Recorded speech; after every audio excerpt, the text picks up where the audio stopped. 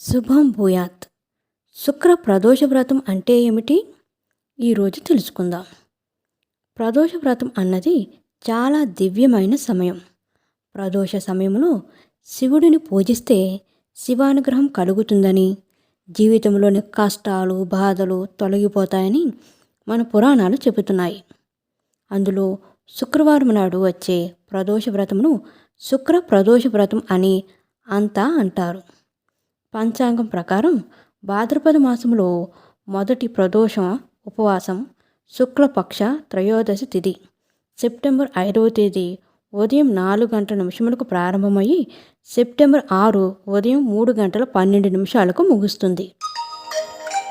పంచాంగం ప్రకారం సెప్టెంబర్ 5న స్వామిని పూజించడానికి శుభ సమయం సాయంత్రం 6 గంటల 8 నిమిషాల నుంచి రాత్రి 8 గంటల 50 నిమిషాల వరకు ఉంటుంది. ఇదే శుక్ర ప్రదోష వ్రతం సమయం. ప్రదోషం అంటే పాప నిర్మూలన కాలం అని అర్థం. ప్రతిరోజు సూర్యాస్తమ సమయంలో చంద్రుడి బ్రాహ్మణం వల్ల ఏర్పడేది ప్రదోషం. త్రయోదశి నాడు కలిగే ప్రదోషాన్ని మహాప్రదోషం అని అంటారు.